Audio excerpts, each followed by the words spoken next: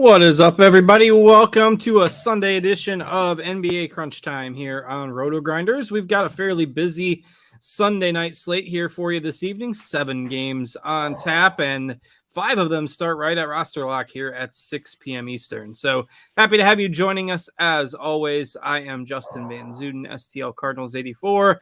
I've got TJ Zwarich alongside. TJ, how are you doing this weekend? Doing very well. It's been a nice weekend. Hopefully going to close it out with a nice daily fantasy win here tonight in NBA. My phone just fell on the ground, so that's I wondered what that was. Yeah, it just fell out of my pocket as I shifted. That's happened to me before as well. But outside of that, life is great. Ready to break down this slate. Yeah, we've got quite a bit of injury news today. Portland is without 4 starters at this point, and they have basically called it quits on the season. Rumors that they're going to shut down Damian Lillard. Simons is out. Nurkic is out. Grant is out. Basically, Portland has rolled the reserves out there today. And they have a matchup against OKC. So that's going to be a spot where we look to for value. Jason Tatum got ruled out about 20 minutes before we came on the air. So Boston's going to be potentially a source of value. We're not quite sure on a couple of the Minnesota guys yet. Keldon Johnson, as far as I know, his status still somewhat up in the air. We know that Beal is out. We know that Morris is out. We know that Kuzma is out for Washington. Starting to get to feel like late season NBA tonight. No shortage of options. How are you kind of breaking down this news today? So there's 3 teams that I'm primarily focusing on today. Boston, Washington, and Portland. That's going to be where I'm getting most of my exposure. From the Boston standpoint, I don't really feel like I need to run it back with any San Antonio players just because they could run 12 different guys out today and nobody could hit, even if this game did somehow stay close. I still want to get to a ton of Boston players, though. Washington, they're 10-point underdogs against Toronto here, but I'm still very interested in getting to a lot of them because even if somebody like a Porzingis fails, even if DeLon Wright in the starting lineup fails, somebody like Jordan Goodwin is probably going to come in and have a really big game. And so Washington is my second big priority.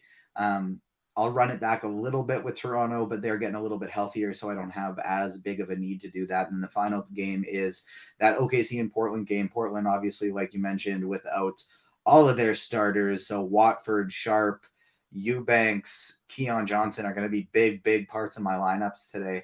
And then the OKC team actually is the one I'm looking to run it back with the most of all of these teams. So OKC, like SGA, Josh Giddey, Jalen Williams, and even a little bit of Luguentz Dort I'm going to be getting to a lot of today. So looking to make some game stacks, looking to get a lot of exposure to those 3. And then just kind of mixing and matching from the Brooklyn and Orlando game and the Minnesota Golden State game. Yeah, certainly interesting ways to build some GPP lineups tonight. You can do some stacks if you like. We got some high totals. The late night game in Golden State has a 240 total. Boston game's at 231, which is pretty high for a Boston game. The Portland game's at 232. Every other game, you've got Memphis and Atlanta at 248. And every other game is at, at least 220. So fairly high total games tonight. I would expect it to be a high scoring slate. Of course, we will start on our sponsor site, Fanduel. So just a couple of notes before we get through. We'll get to Fanduel discussion here in a second, but make sure you hit the like button if you're watching us on YouTube. We appreciate that very much. And you can check out the Fanduel Sportsbook if you're in a legal sports betting state. Take advantage of their awesome bonus offer. New customers get a no-sweat first bet up to $1,000.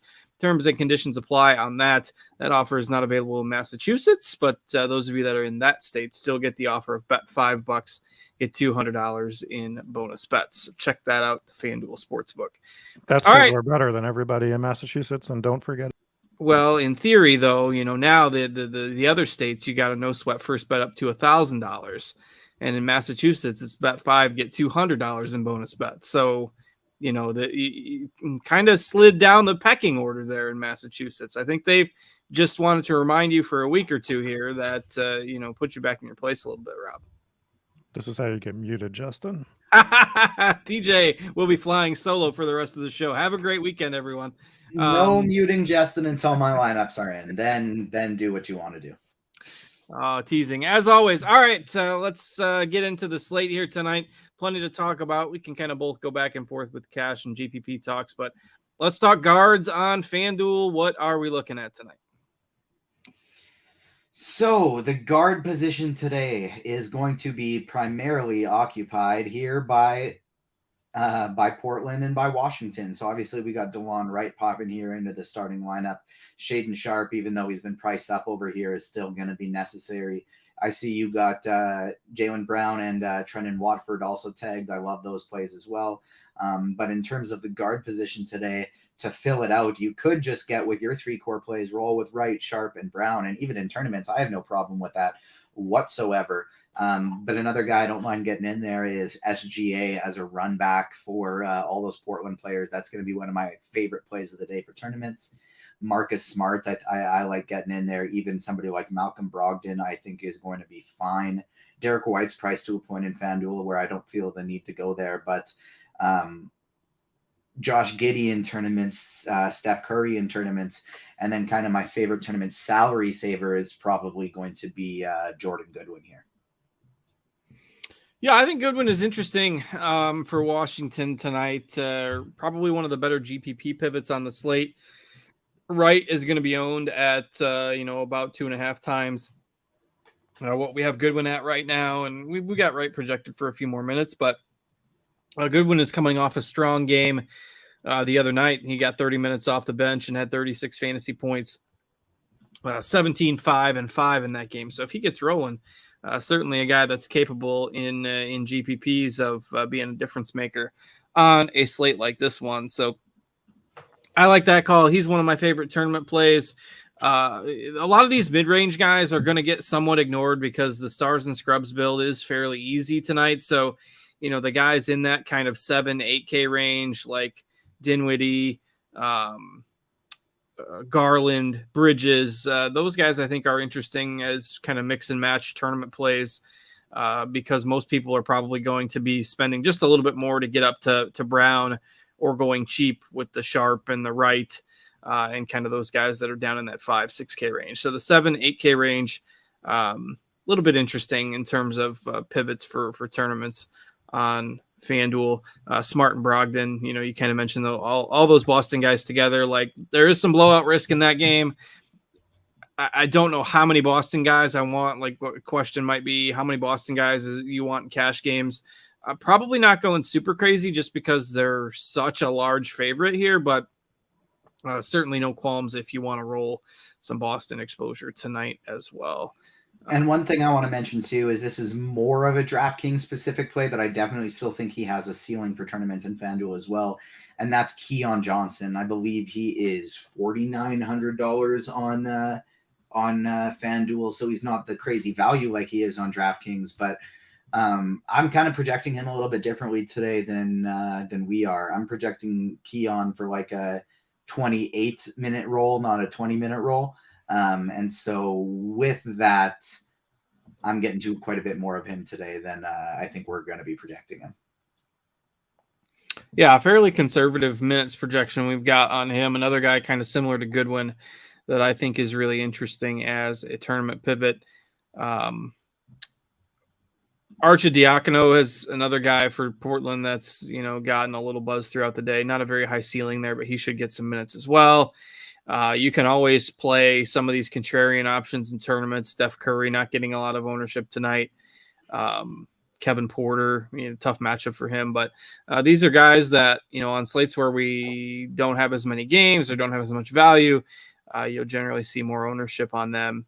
And specifically guys in that late Minnesota Golden State game with a 240 total. I think there's some interesting options there for tournaments. Of course, we're not sure yet on the status of Anthony Edwards, but Klay Thompson and, Conley, guys like that, I think you could sprinkle in if you wanted to for a little late night hammer in that late game. So any other guard plays on FanDuel you want to mention?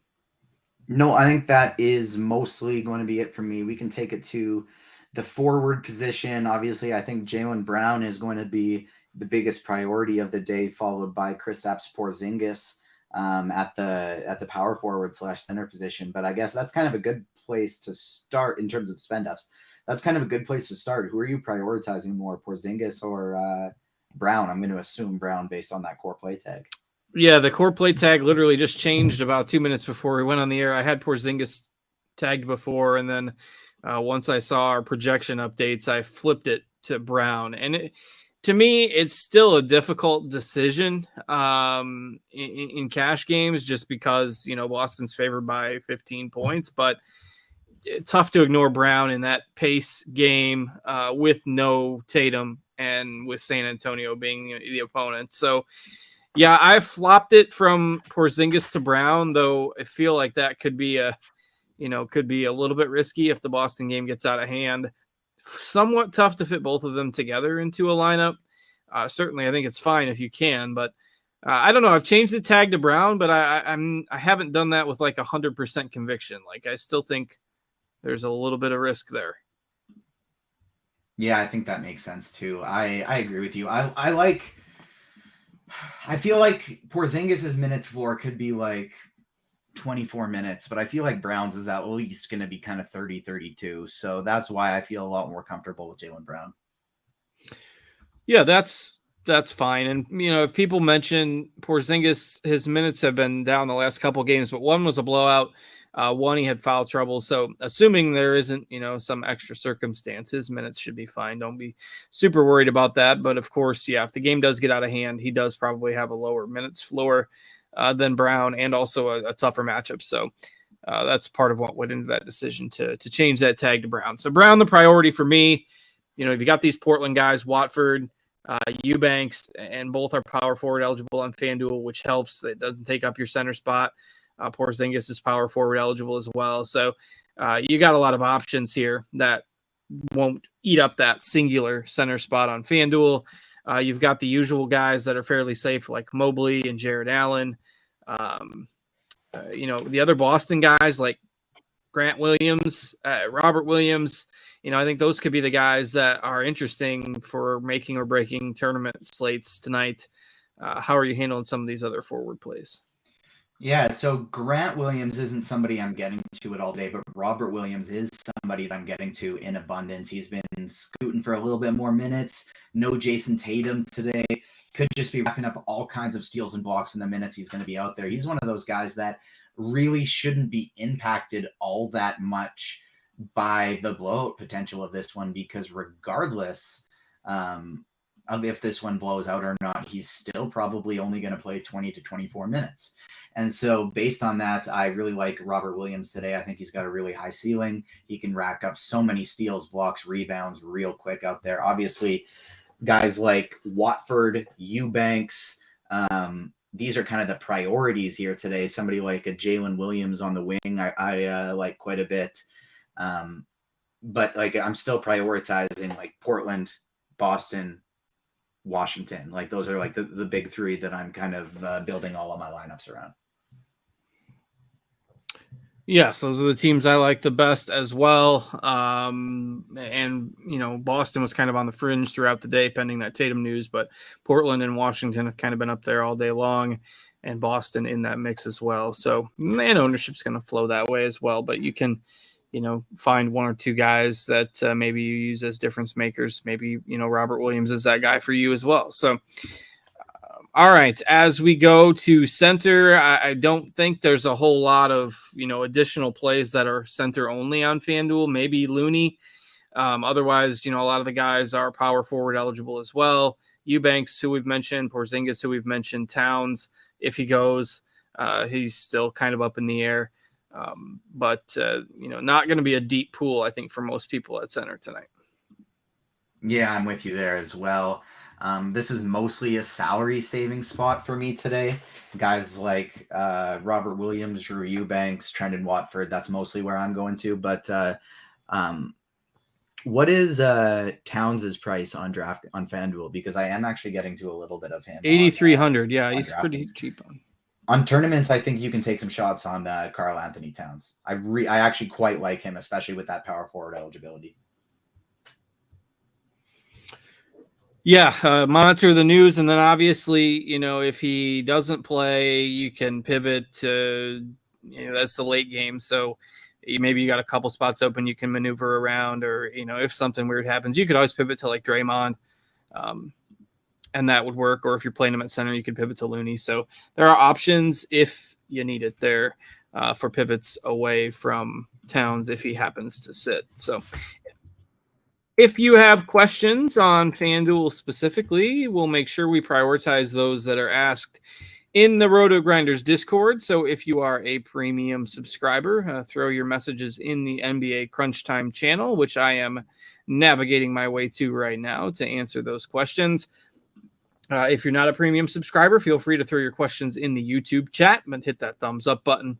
We appreciate that very much, and helps keep the show free for you all year long. So, all right, Jay Sams has asked specifically on Towns, do we think his minutes are projected somewhat aggressive? We do have him at 33 minutes.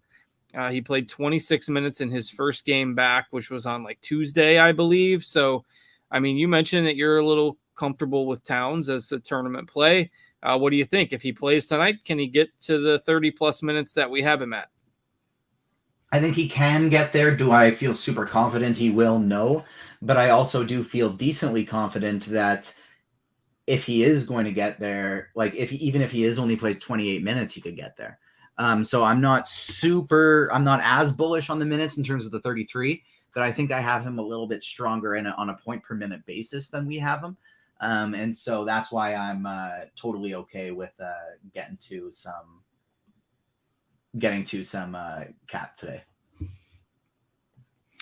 Yeah, definitely don't mind it as a tournament play. I do agree. I think maybe our projection for minutes is somewhat aggressive. Maybe we kick that down to about 30 or something like that. But even still, with his price kind of in that 8K range, he's going to project okay in a game with a 240 total. All right. SHB Ball has asked, Zinger only getting 28 minutes in a close game doesn't worry you at all with no foul trouble. I mean, there was. So if you look, this worries me lots. Say that again. It worries me lots. I mean, if you look at let's see, the 22-minute game from earlier in the week was the game with the foul trouble. And then, I just think maybe the pace of the last game with the Spurs is part of the reason why those minutes were down a little bit. I'm going to pull up where they are at in those. For what it's worth, it worries me, but I still think he's a great cash game play. Like, it does make me want to not play, like, lock and load him in tournaments, even though he's such a good point per dollar play, because I don't know where that minute ceiling is going to be. But I think he is a must in cash, because even if he plays 26 minutes, he's still probably going to have 40 fantasy points. Yeah, I mean, they're still kind of on the fringe of the play-in race.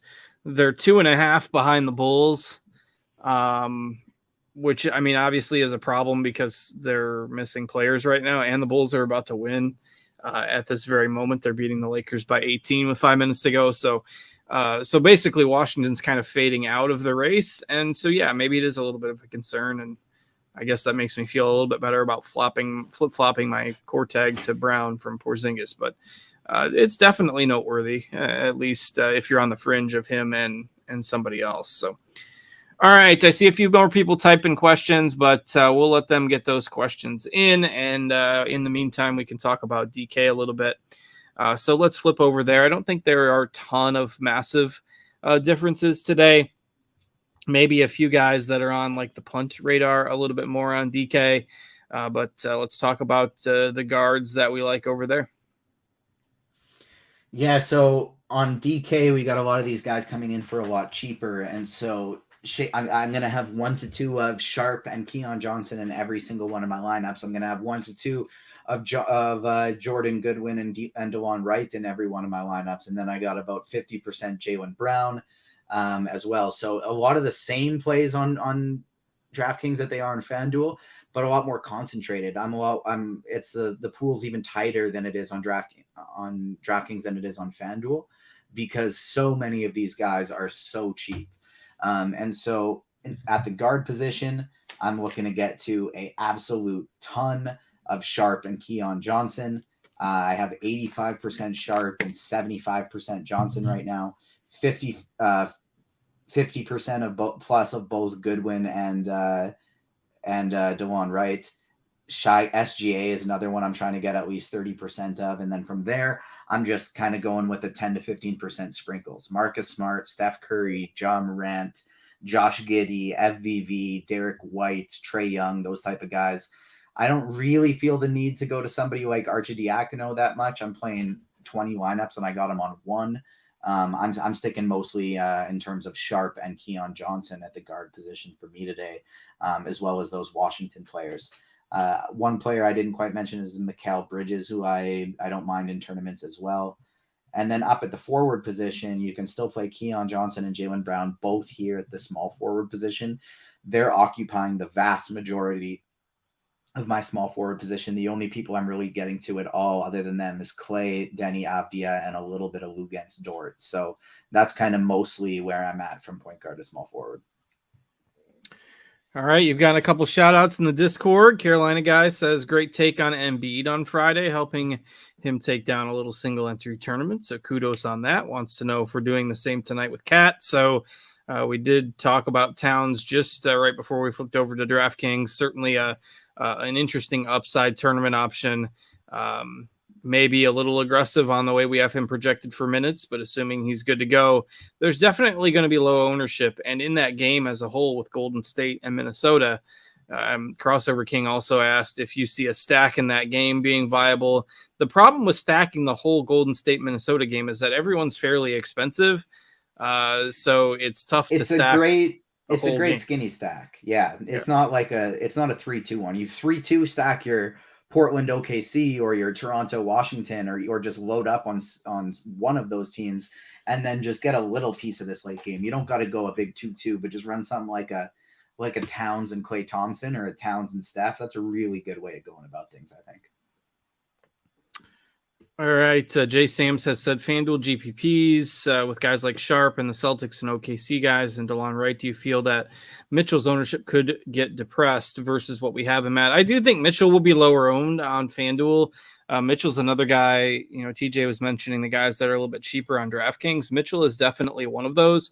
Mitchell's 9,500 on FanDuel. He's 8,500 on DK. So I do think that he will end up being higher owned on DK than on FanDuel. So if you like playing him on DK, I think he's a really strong play, and on FanDuel, maybe more of a tournament option. So I do like him in GPPs over there. All right, let's talk about some other options here on DraftKings. We've kind of gone through the guards. Why don't we touch on the forward spots over on DK? Yeah, let's do it. So at the small forward position, I've kind of mostly covered it. It's super similar to the guards, but at the power forward position, Jalen Williams is actually going to be my highest owned play here. This is the position I feel the least comfortable about. And so that's why I'm willing to take some shots on Karl Anthony Towns. That's why Jalen Williams is my highest owned, just because I'm getting to a ton of Portland plays today and I like him as a run back. Porzingis is my second highest owned. It's just, even if he doesn't play that many minutes, he's probably going to score a ton of points. I'm not trying to get super above or below the field. I just don't want him to be the make or break thing for my slate today. Third highest is going to be Draymond Green, with number 4 being Avdia. And like I said, this is really just the position I'm looking to spread out. There are other positions where basically every other position I have at least 50% of a player. And then here, my highest is 30% and my lowest is 5%. From Dorian Finney-Smith all the way up to Jalen Williams, I'm just getting a little bits of players: Al Horford, Pascal Siakam, Towns, Paolo Banchero, Jaren Jackson Jr., Evan Mobley, all of those different guys. I don't feel great about any one player at this spot.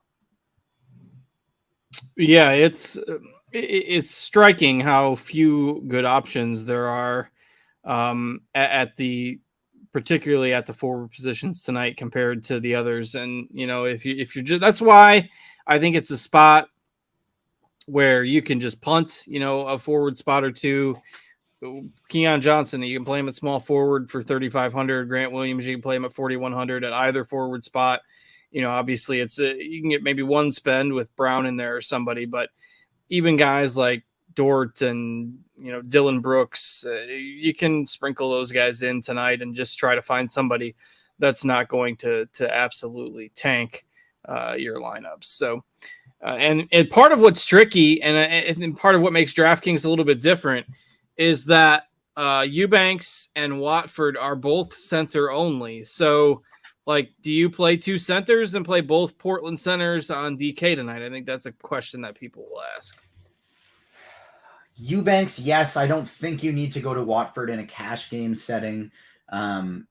I have a rule set right now that I only want to play one of Watford and Eubanks, but the last optimal I ran, it actually did include both of them. I'm personally team just one of them, and I would rather save the salary with Eubanks. Yeah, I don't mind either, and I don't mind playing both. Watford has kind of been my first priority from Portland throughout the day. I don't know if I feel as strong about it now as I did maybe 5 hours ago. Our projections have kind of swung a little bit more in Eubanks' favor, but I like them both. I mean, it's splitting hairs largely either way. They're both certainly fine. Draymond is fine. Porzingis is fine, but you can play those guys at power forward because there really aren't a lot of other center-only plays that you are vying for that spot. Looney you don't have to play. Allen you don't have to play. Tillman you don't have to play. And those are the other guys that are taking up somewhat of the ownership at center. So in terms of true centers, I certainly think you got to play one of those Portland guys, and I don't have a problem with playing both. All right, let's circle back and check out the questions in the Discord. We've got about 12 minutes left until lock, so plenty of time. Achilles is asking for DK cash. What is the best way to fill the salary cap? So maybe your top 3 spend-up plays in cash games on DraftKings.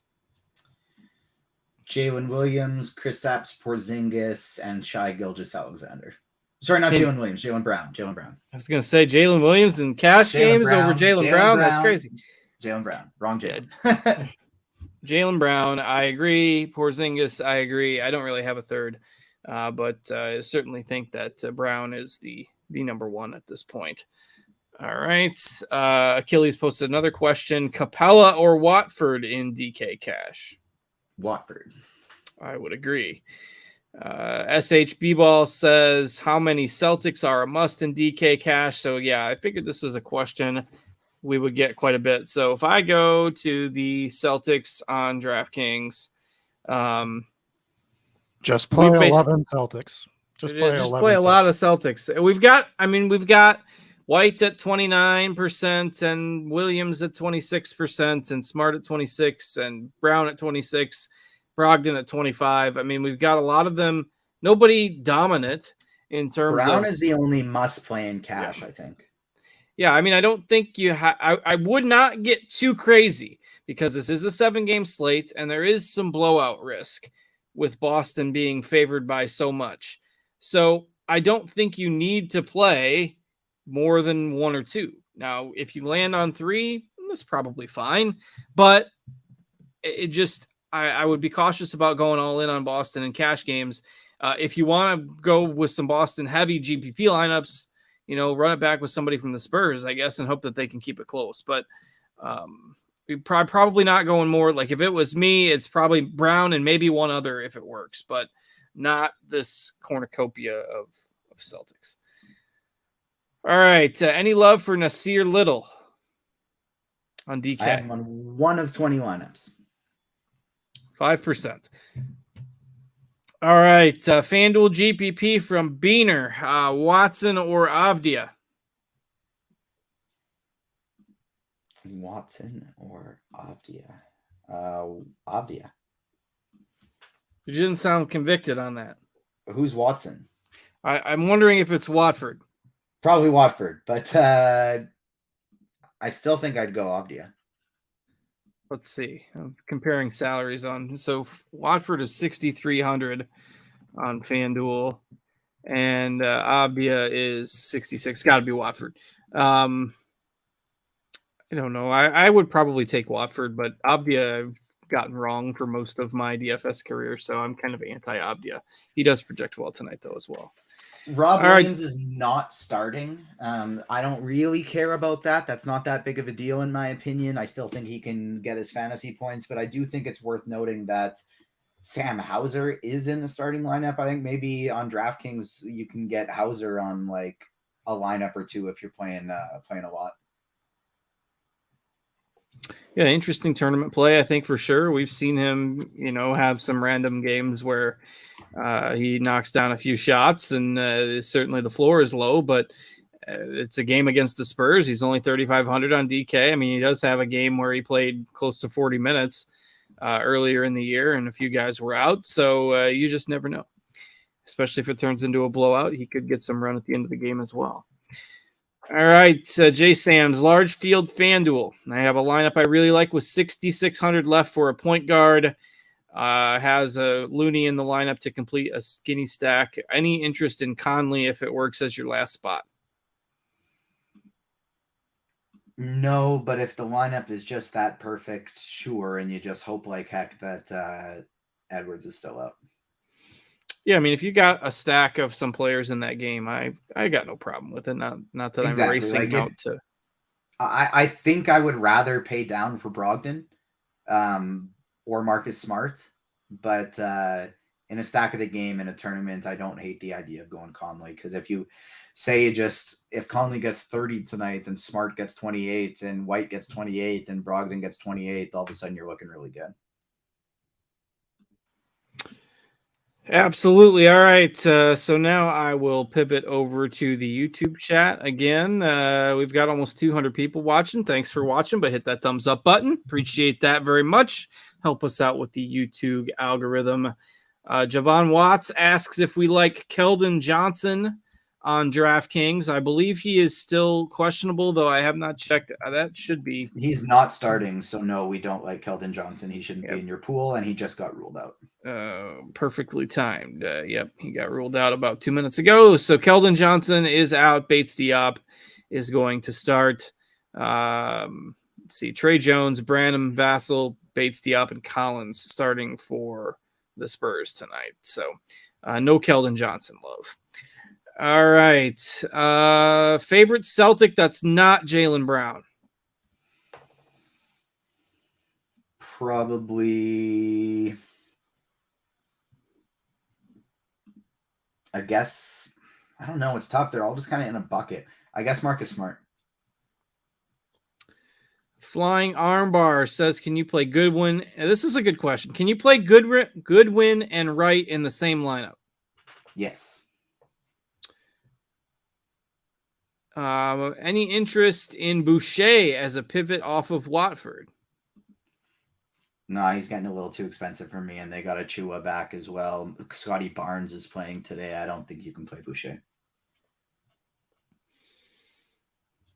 Okay, let's see. Mr. Richard was asking about Hauser. We just talked about him. So I definitely think Hauser is interesting on DK as a pivot away from like a Keon Johnson or something like that if you're looking for somebody that might be a little bit under-owned in that 3K range. Better FanDuel tournament play, Morant or Curry from Kelly? Morant or Curry? I think I like Curry better. Yeah, I like Curry a lot in tournaments tonight. Morant, and let me look and see. We've got Morant projected for 28 minutes. I mean, that game, the total in that game is through the roof, but they're kind of easing him back. He's played 23 and 19 minutes in his first 2 games back. So just no reason for Morant to, he just doesn't have his usual ceiling because, right, there's no reason for them to just all of a sudden put him out there for a bunch of minutes. They're probably locked into the 2 seed, maybe the 3 seed if they struggle here over the last couple of weeks, but they're 3.5 behind the Nuggets, probably going to end up as the 2 seed in the West. All right, let's see. Pivot back to Discord. DK Cash, Draymond or Williams? Which Williams has not been specified? Could be Jalen, could be Grant, could be Robert. Probably Jalen based on the price. Yeah, I think so. I would go Jalen Williams. FanDuel single entry, a 2v2 from Wisco Inferno. Wisco Inferno, there we go. Watford and Reddish or Avdia and Hauser? I'd go Watford and Reddish. I agree with that as well, but that's my anti-Avdia bias coming in. All right. Does Edwards need to be out for Cat to be in play? No, I don't think so. I don't either. Certainly would help, but obviously we need to make sure Cat is active as well. And again, that's the last game of the night. Stroh's fan asks, too crazy to play Keon Johnson in a FanDuel 3-entry max. Definitely not there. We both like Keon as a potential punt. He grades out a little bit better on DraftKings with the price, but he's okay on FanDuel as well. Orlando Williams says Curry or SGA. Curry or SGA? SGA. A couple from Flying Armbar. Can we fade the Boston game entirely on FanDuel? In a tournament, I presume. Can we just hope they win by 40 and then nobody's in the optimal? Yeah, I think so. I wouldn't be doing it, but I think you can. I don't think it's the worst strategy. I mean, I don't like usually banking on blowouts, but the Spurs are happy to lose and the Celtics are happy to win. And Tatum being out, makes that maybe a little less likely to be an extreme blowout, but you never know. All right, we got about 2 minutes to lock. Make sure you get your rosters finalized and submitted because 5 of the 7 games do start here at 6 o'clock Eastern. So you don't want to be stuck with Keldon Johnson, for example, in your lineup. He's the one player that has gotten ruled out here during the show. Still waiting on some of the news for the late night game in Golden State with regard to Minnesota, but that should be most of what we're still waiting on. Steven Pereira says, any love for Mobley tonight? We didn't really talk about the Cleveland Bigs too much. They're just kind of always fine. Yeah, that's what I think. I think I got it like 5 to 10% of Mobley tonight. Just fine.